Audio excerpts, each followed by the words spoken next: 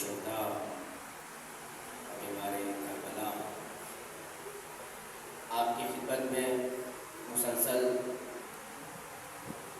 سورہ انبیاء آیت کا نشان 73 جس میں پروردگار عالم ارشاد فرماتا ہے کہ ہم وہ ہیں کہ جنہوں نے اماموں کو بنایا اور وہ ہمارے امر کی ہدایت کرتا ہے، اور ہم نے ان کی طرف وحی کی تمام خیر کے کاموں کو انجام دینے کی۔ امام وہ ہوتا ہے جو نماز قائم کرتا ہے، زکوٰۃ دیتا ہے، بے شک یقیناً وہ ہمارے عبادت گزار بندوں میں سے ہے۔ آپ کی خدمت نے عرض کیا تھا امام بنانا خدا کا کام ہے، بندوں کا کام نہیں۔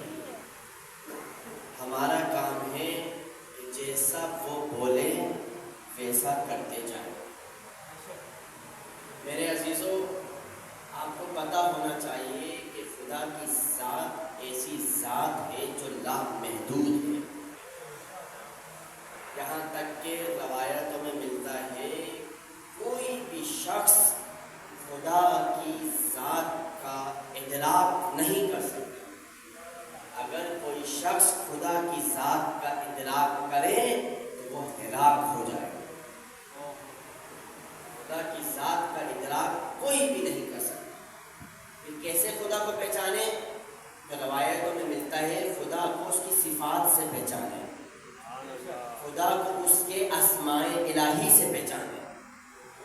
اب اس کی صفات ہیں لامحدود، ہم ہیں محدود۔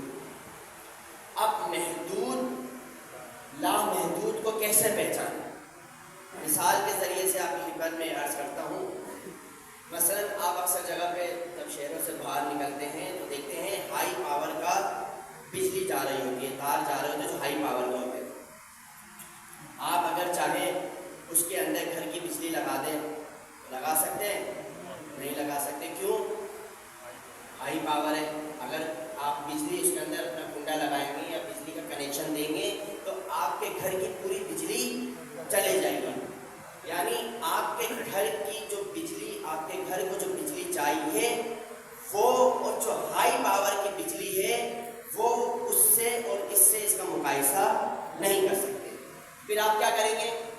درمیان میں ایک ایسا وسیلہ بنائیں گے کہ اس ہائی پاور سے ہوتے ہوئے بجلی آپ کے گھر تک آئے گی، یا میٹر لگائیں گے یا کوئی ایسا تار لگائیں گے جس کے ذریعے سے آپ کے گھر تک بجلی آئے گی۔ تو میرے عزیزوں، اسی طریقے سے ہم ہیں محدود، وہ ہے ہائی پاور، ہمارا رابطہ اس سے مستقیماً نہیں ہو سکتا۔ تو درمیان میں کوئی ایسا ہونا چاہیے جو وہاں سے بھی اس کا کنیکشن ہو، یہاں سے بھی اس کا کنیکشن ہو۔ توجہ کیا آپ نے؟ کوئی ایسی صفتیں ہونی چاہیے، کوئی ایسے اسم اعظم الہی کے تجلی گر ہونے چاہیے، کوئی ایسے مظہر صفات الہی ہونے چاہیے کہ جس سے ہم رابطہ قائم کر سکیں اور اس کے ذریعے سے ہم اس تک پہنچ سکیں۔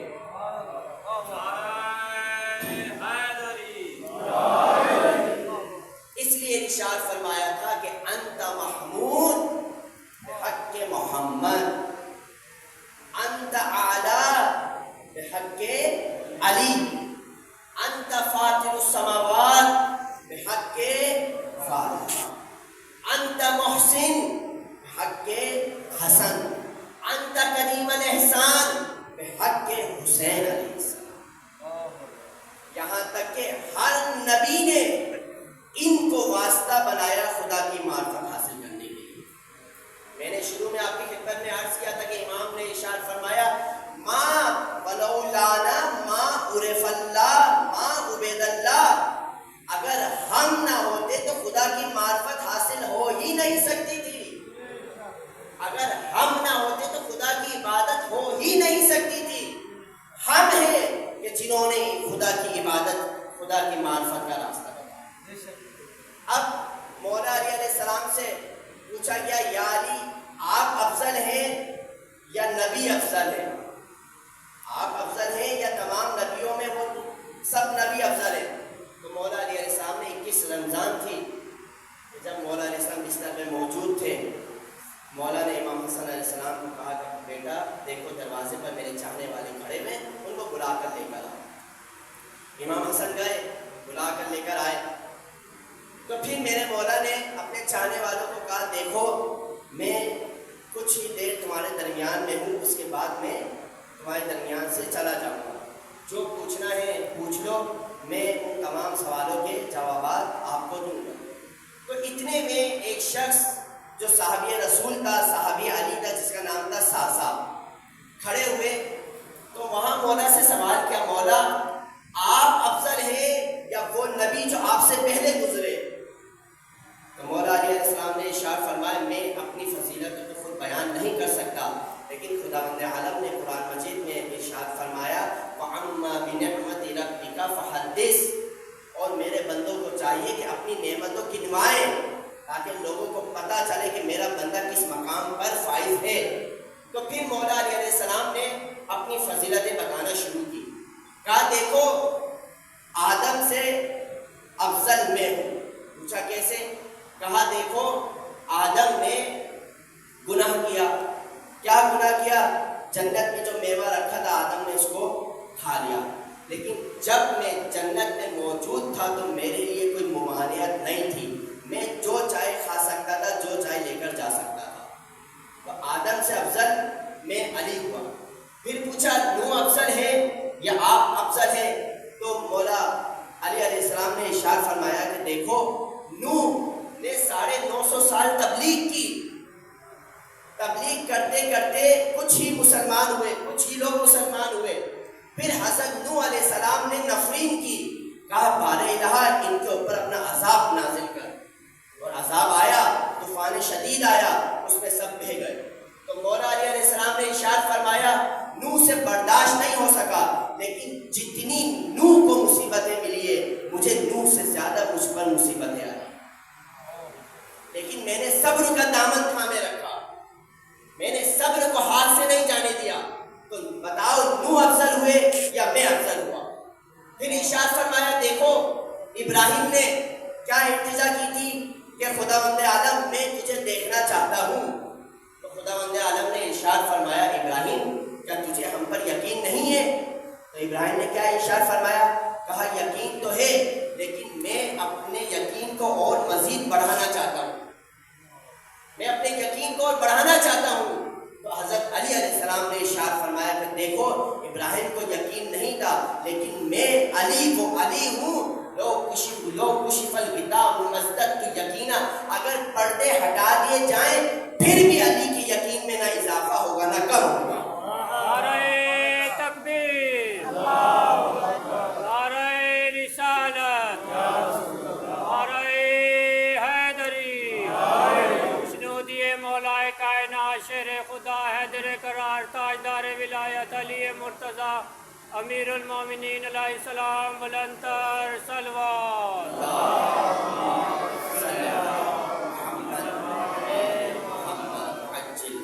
میرے عزیزو اسی طریقے سے اگر گنوانا چاہوں تو ہر نبی سے مولا علی افضل ہے، اس لیے نہیں ارشاد فرمایا تھا اللہ کے رسول نے مثلک کمثل کعبہ، اے علی تیری مثال کعبے کی جیسی ہے، استوتا ولا یوتا، لوگوں کو تیری طرف آنا پڑے گا، تجھے لوگوں کی طرف نہیں جانا پڑے گا۔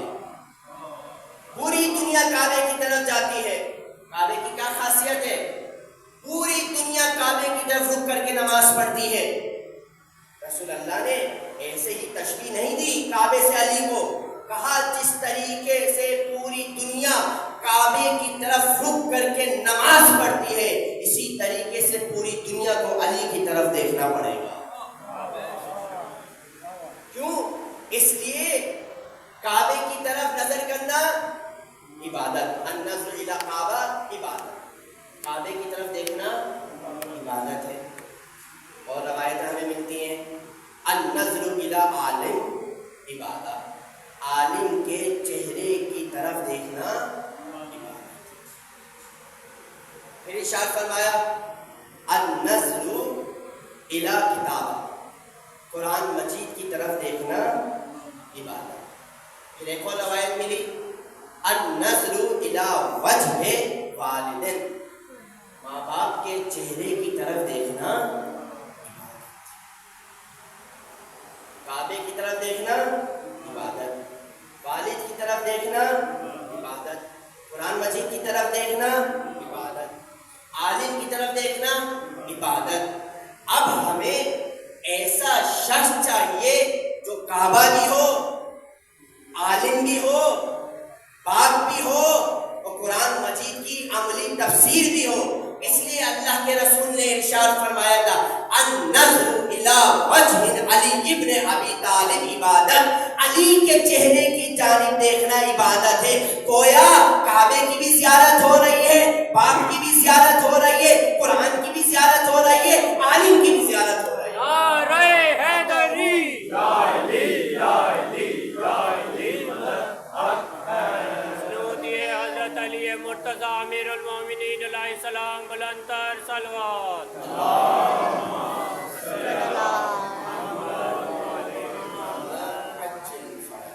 وہ علی ہمیں ملا. اکثر یہ پوچھتے ہیں کہ علی کے چہرے کی جانب دیکھنا عبادت، یہ تو ان لوگوں کو میسر ہے جو علی کے دور میں ہوں گے. ہم تو ابھی نہیں ہیں، علی کو ہم کیسے دیکھ سکتے ہیں؟ تو ہم تو اس عبادت سے کیا ہو گئے؟ محروم ہو گئے. اب ہم علی کو کیسے دیکھیں؟ نہیں میرے عزیزوں، کہا اگر یہ مسئلہ ہے تو کہا ذکر و علی عبادت. اگر تم اس عبادت سے محروم ہو گئے تو اگر چاہتے وہی عبادت تمہیں ملے تو ذکر علی عبادت ہے. علی کا ذکر کرو، عبادت تمہیں مل جائے گی. اب لوگوں نے یہ بھی سوال کیا، کہا ایک وقت ایسا آئے گا کہ علی کے ذکر پر پابندی لگا دی جائے گی. واقعاً آیا، ایسا دور آیا ہے میرے عزیزوں. علی کا نام لینا، اگر کوئی علی کا نام لیتا تھا تو اس کو پھانسی پر چڑھا دیا جاتا تھا. ایسا دور آیا. تو اللہ کے رسول نے کہا گھبرانا نہیں، اگر ذکر علی پر بھی عبادت لگ جائے گی. حب علی کی عبادت، علی کی محبت عبادت ہے.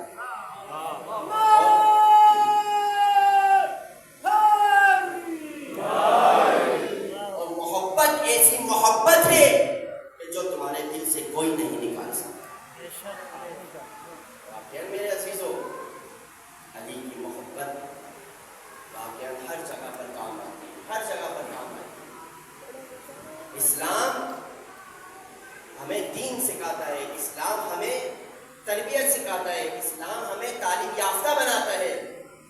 لیکن آج لوگوں نے اسلام کی چہرہ ہی بدل دیا. اسلام البرٹ آئنسٹائن جو ایک بہت بڑا سائنسدان ہے، وہ اپنی کتاب میں یہ کہتا ہے کہ دیکھو سائنس تمہیں ہر چیز دے سکتی ہے، سائنس تمہیں ہر چیز دے سکتی ہے. ٹھنڈا پانی چاہیے، مشین ہے اس کے لیے.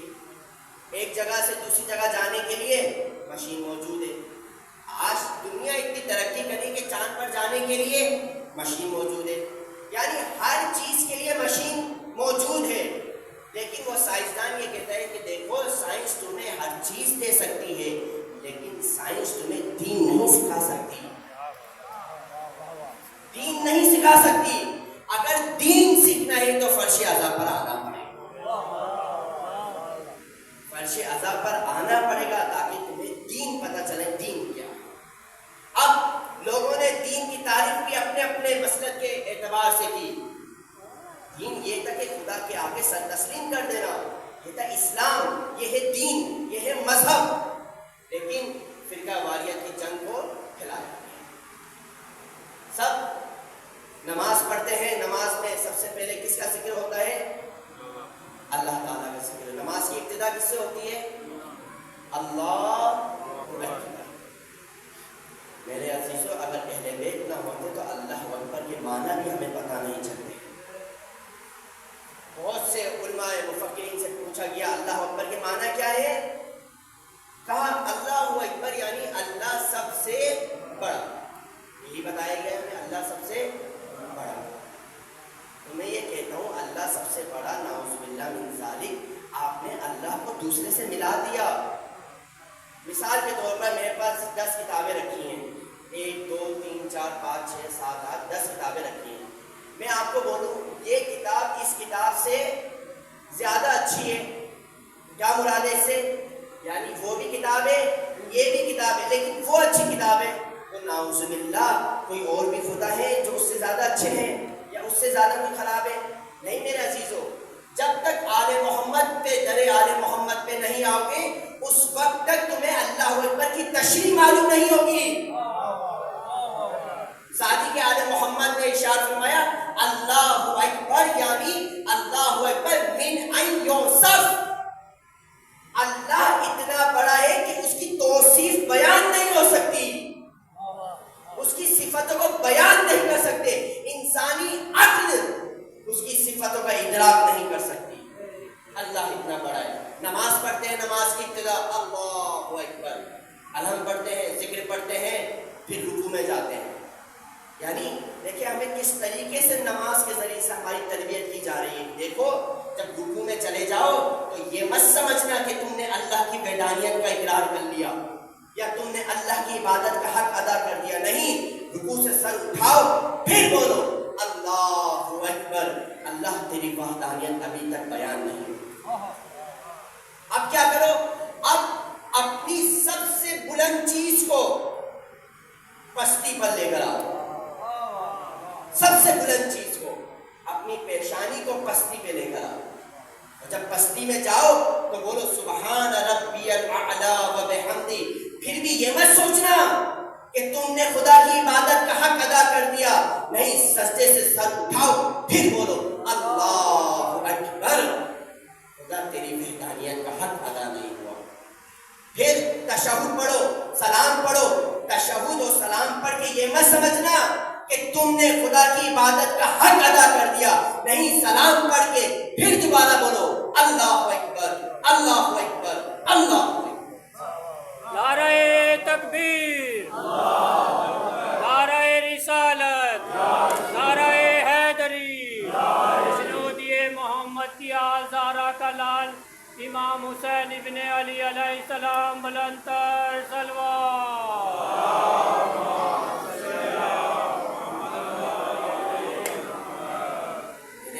کسی بھی صورت میں خدا کی وحدانیت کا حق ادا نہیں ہو سکتا.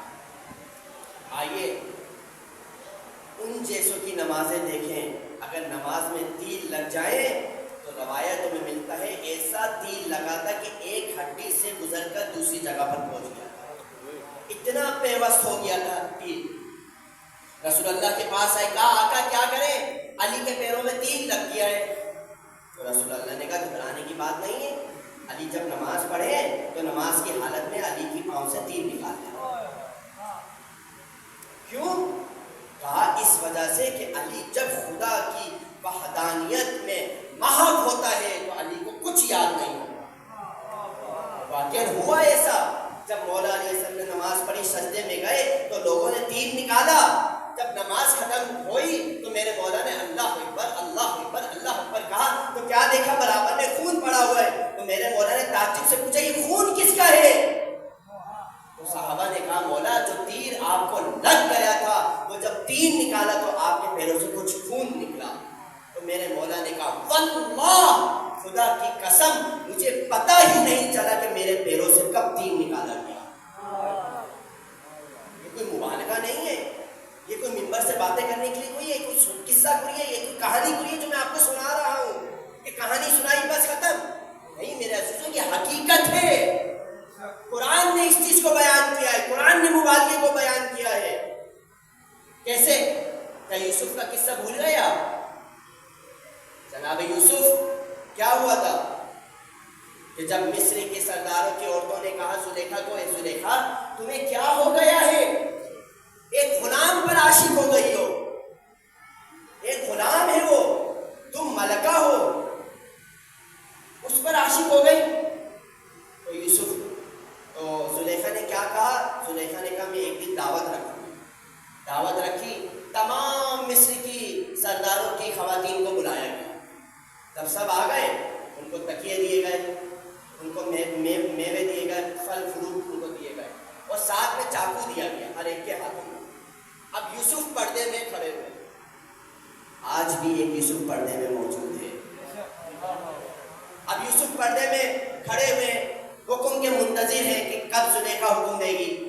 اب جب سب بیٹھ گئے، قطار بنا کے سب بیٹھ گئے، ہاتھوں میں چھریاں دے دی، پھل دے دیے، اب حکم دیا گیا یوسف آؤ اور ان کے درمیان سے گزرو۔ اب جیسے ہی یوسف آئے، پردہ ہٹا، یوسف ان کے درمیان سے جیسے ہی گزرے، مصر کی خواتین یوسف کو دیکھنے کھڑے ہو گئے، اور اتنا دیکھا پتہ ہی نہیں چلا، وہ چاقو جو پھلوں پر چلنا چاہیے تھا ان کے ہاتھوں پر چل گیا۔ جب یوسف دوبارہ پردے میں گئے تو پھر پتہ چلا یہ کیا ہو گیا، ہاتھوں کی کاشیں اڑ گئی تھی، خون میں لطپت دیکھا اپنے آپ کو۔ تو میرے عزیزو، یہاں تو عشق مجازی تھا، جب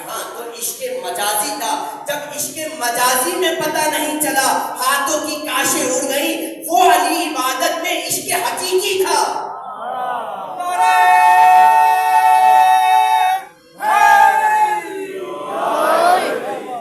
جب عشق مجازی میں پتہ نہیں چلا تو وہ علی اپنے معبود کے ساتھ عشق حقیقی میں ذکر الہی میں مشغول تھا۔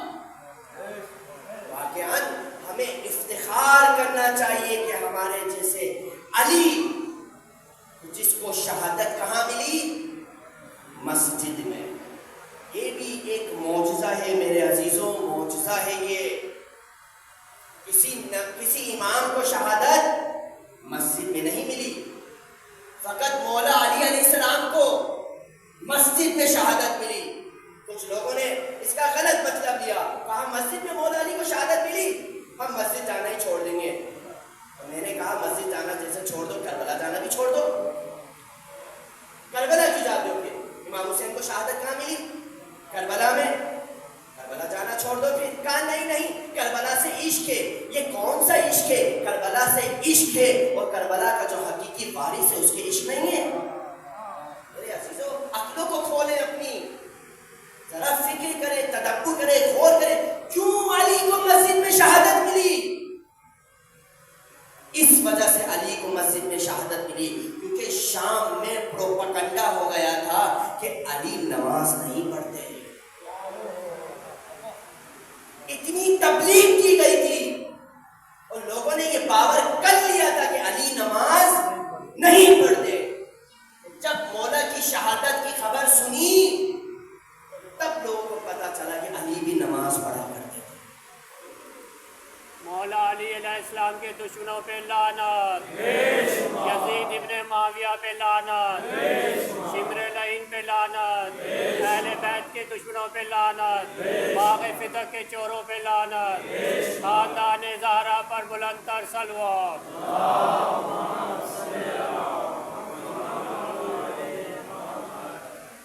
یہ معجزے سے کم نہیں میرے عزیزو۔ علی نے چاہتے بھی بتایا کہ دیکھو علی وہ ہے کہ جس کا آنا بھی خدا کے گھر کا، جس کا جانا بھی خدا کے گھر ہے۔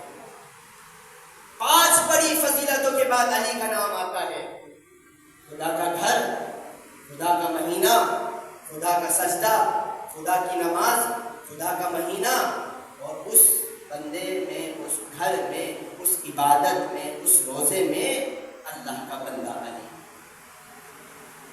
جب میرے مولا کے سر پہ ضربت لگی تو مولا کے پاس اپنے ملزم کو لایا گیا، ہاتھ بندھے ہوئے تھے، پہلے تو میرے رومال سے ہاتھ بندھے ہوئے تھے، میرے مولا نے رخ کو پھینک دیا، کہا مجھے قیدیوں کے بندھے ہوئے ہاتھ اچھے نہیں، ہاتھوں کو کھلوایا گیا۔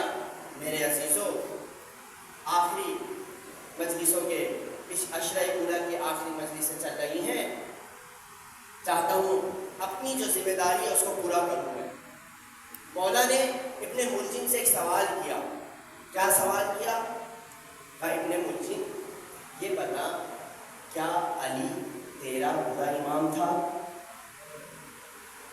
کس سے سوال کر رہے ہیں؟ قاتل سے۔ کس حالت میں؟ سر سے بے تحاشا خون بہہ رہا ہے، بیٹیاں رو رہی ہیں، امام حسن امام حسین رو رہے ہیں، لیکن علی ملجم سے سوال کر رہے ہیں، اے ابن ملجم بتا کیا میں تیرا برا امام تھا؟ ابن ملجم نے کہا نہیں مولا، آپ میرے اچھے امام تھے۔ پھر میرے مولا نے پوچھا ابن ملجم بتا کیا میں نے تیرے ساتھ کوئی برائی کی تھی؟ کیا میں نے تیرا حق کھایا ہے؟ ابن ملجم نے کہا نہیں مولا، آپ نے تو میرے ساتھ ہمیشہ وفاداری کی ہے۔ پھر تیسری بار پوچھا میرے عزیزوں آپ سے ایک سوال پوچھتا ہوں، کیوں مولا پوچھ رہے ہیں یہ سوال؟ مولا کو کیا ضرورت تھی یہ سوال پوچھنے کی؟ چاہنے والوں کو پیغام دینا چاہ رہے ہیں، اپنے شیعوں کو پیغام دینا چاہ رہے ہیں۔ کون سا پیغام؟ کہا دیکھو اپنے کردار کو ایسے بنا کر رکھنا کہ دشمن بھی تمہارے کردار کے اوپر انگلی نہ اٹھا سکے۔ جاتے جاتے یہ مولا اعتراف لیتے ہوئے جا رہے اپنے ملزم سے کہ دیکھو اپنے کردار کو ایسے بنانا کہ دشمن بھی تم پر انگلی نہ اٹھا سکے۔ واقعاً علی نے اپنا کردار ایسا بنایا، ایسا کردار بنایا، اسی کردار کو دکھانے کے لیے علی نے ایک خواہش کی تھی، ایک تمنا کی تھی۔ سب تمنا علی کی آرزو کرتے تھے کہ آج علی تمنا کرے، لیکن علی نے ایک تمنا کی عقیل سے۔ کیا کہا؟ عقیل ایک ایسی زوجہ کا انتخاب کرو کہ اس سے ایسا فرزند پیدا ہو کہ جو میرے حسین کی مدد کر سکے، ایسا فرزند پیدا ہو۔ عقیل گئے، انتخاب کیا، والد کے پاس گئے بنی کے رشتہ مانگنے کے، کہا علی کا رشتہ لے کر آیا ہوں، اجازت ہے؟ والد نے کہا دیکھو ہماری طرف سے تو اجازت ہے، لیکن شریعت کا حکم ہے کہ بیٹی سے پوچھو۔ گئے، کہا ام البنین آیا راضی ہو تم علی سے شادی کرنے کے لیے؟ جیسے ہی یہ سنا ام البنین سجدے میں گر گئی، سجدے سے سر اٹھایا، کہا بابا اسی دن کا تو میں انتظار کر رہی تھی، اسی دن کا میں انتظار کر رہی تھی۔ کون ام البنین؟ میرے عزیزوں اگر فضائل پڑھنا چاہوں تو اتنے فضائل ہیں ام البنین کے، لیکن اس بیٹے کی ولادت ہوئی ہے ام البنین سے جس کا لقب یہ رکھا گیا باب الحوائج۔ مولا عباس کی شجاعت ایسی شجاعت تھی کہ مولا علی علیہ السلام کے زمانے میں جنگ صفین میں حضرت عباس کی عمر 12 سال تھی، 12 یا 11 سال کے میکسیمم تھی۔ مولا عباس آتے ہیں مالک اشتر کے پاس، کہا مالک اشتر بابا سے مجھے اجازت دلاؤ کہ میں صفین میں جا کر لڑوں۔ اجازت لے کر آئے، چہرے پر نقاب باندھا۔ اب جیسے ہی چہرے پر نقاب باندھا میدان میں آئے، فوج میں یہ کوہرام بپا ہو گیا کہ دیکھو علی آ گئے، دیکھو علی آ گئے۔ کسی نے کہا نہیں دیکھو یہ کمسن لگ رہا ہے، یہ علی نہیں ہو سکتے۔ کہا اگر آزمانا ہے تن بدن ہو کر حملہ کرو، سب مل کر حملہ کرو، اگر علی ہوں گے تو بھاگیں گے نہیں، اگر علی کے علاوہ کوئی اور ہوگا تو بھاگ جائے گا۔ اب ساری فوج جمع ہوئی، حملہ کرنے لگی، لیکن علی کا یہ شیر اس طریقے سے لڑا کہ فوج میں یہ کوہرام بپا ہو گیا تھا کہ علی میدان میں آ گئے۔ جب یہ کوہرام بپا ہوا کہ علی میدان میں آ گئے تو مولا علیہ السلام ایک جگہ پر کھڑے ہو کر مولا علیہ السلام نے اپنے آپ کو شائع کیا، اپنے آپ کو دکھایا کہ دیکھو میں نہیں ہوں، یہ میرا بیٹا عباس ہے۔ اور اتنے خوبصورت تھے کہ جب مولا عباس علی اکبر کے ساتھ جایا کرتے تھے تو لوگ اپنی دکانوں کو بند کر دیا کرتے تھے، چہرے سے ایسا نور ساطع ہوتا تھا۔ لیکن مولا عباس جب بھی علی اکبر کے ساتھ جایا کرتے تھے تو مولا عباس کی نظریں نیچے ہویا کرتی تھی۔ ایک مرتبہ کسی نے پوچھا مولا آپ تو چچا ہیں، علی اکبر بھتیجے ہیں، آپ کی نظریں نیچے کیوں ہوتی ہیں؟ مولا عباس نے ارشاد فرمایا علی اکبر شبیہ رسول، علی اکبر شبیہ رسول ہے، احترام کرنا مجھ پر واجب ہے۔ بس میرے عزیزو، خدا تمہیں کوئی غم نہ دے سوائے غم حسین۔ فرش عطا پر آئے ہو زہرا کے لال کا بوسہ دینے کے لیے، خدا بند عالم اس غم کو اپنی بارگاہ میں قبول فرمائے۔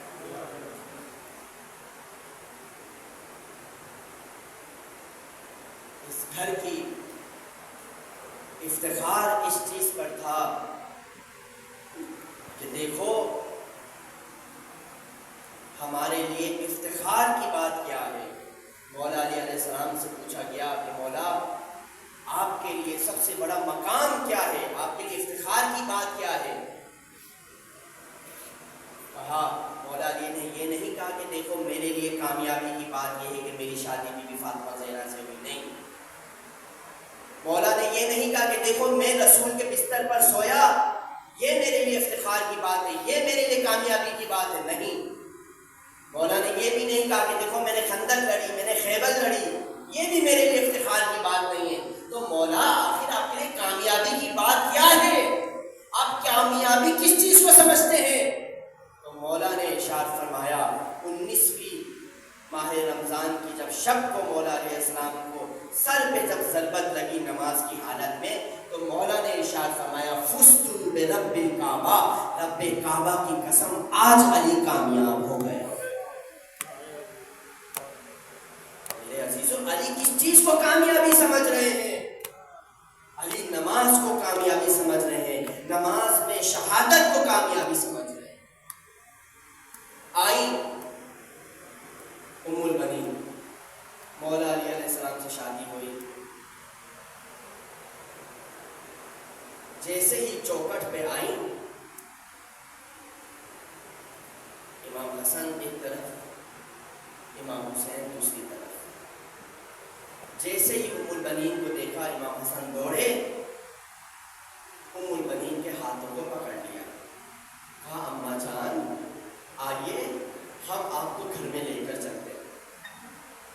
جیسے ہی یہ سنا اماں جان، ام البنین کے آنکھوں میں آنسو آ گئے، کہا بیٹا حسن حسین میں تمہاری اماں بن کر نہیں بلکہ تمہاری کنیز بن کر آئی ہوں اس گھر میں، میں تمہاری کنیز بن کر اس گھر میں آئی ہوں۔ آئے جب ام البنین کی گود سے ولادت ہوئی عباس کی، تو ام البنین نے مولا علی علیہ السلام کو بلایا، مولا علی علیہ السلام آئے، جیسے ہی عباس کو مولا کے ہاتھوں میں دیا، مولا نے سب سے پہلے عباس کے بازو پہ بوسے دیے۔ پوچھا ام البنین نے پوچھا آقا یہ کیوں کر رہے ہیں آپ؟ کہا ام البنین صبر کرو، تمہیں نہیں معلوم یہ کون عباس ہے۔ اب مولا علیہ السلام نے کیا دیکھا؟ عباس آنکھیں نہیں کھول رہے، ماں کو دیا، ماں نے ہاتھوں میں لیا، عباس آنکھیں نہیں کھول رہے۔ امام حسن تشریف لائے، کہا اماں جان بھیا کو ہمیں دے دیں۔ اب جیسے ہی عباس کو امام حسن کے ہاتھوں میں دیا، آنکھیں نہیں کھولی۔ علی سمجھ گئے کہ اس کے ہاتھوں میں عباس آنکھیں کھولے۔ کہا حسن جاؤ حسین کو بلا کر لاؤ۔ اب جیسے ہی حسین آئے، عباس کو ہاتھوں میں لیا، فوراً سے عباس نے آنکھیں کھول دی۔ میرے عزیزو یہ ہوتی ہے وفا۔ میں اکثر ایک جملہ کہا کرتا ہوں، عباس نے کربلا میں علی کی شجاعت نہیں دکھائی، عباس نے کربلا میں علی کی شجاعت نہیں دکھائی، بلکہ ماں کی دودھ کی وفا دکھائی۔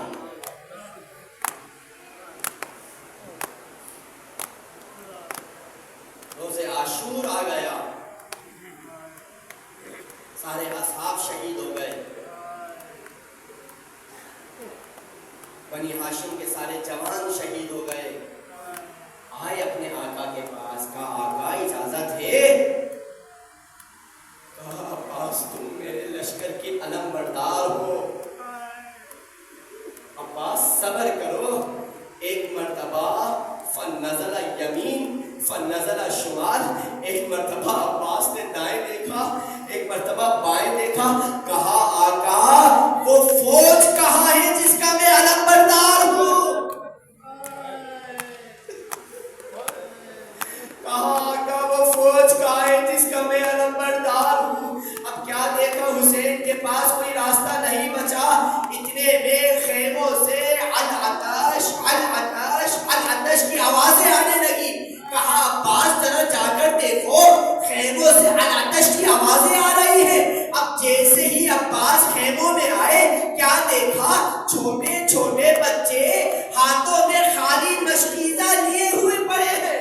کہا چچا جان پیاس مار ڈالتی ہے, پیاس مار ڈالتی ہے. ایک مرتبہ مولا عباس نے سکینہ کو کہا, سکینہ جاؤ اپنے بابا سے اجازت لے کر آؤ, میں ابھی تمہارے لیے پانی لے کر آتا ہوں. اب سکینہ گئی, کہا بابا عباس کو اجازت دے دے, ہمارے لیے پانی لے کر آئیں گے.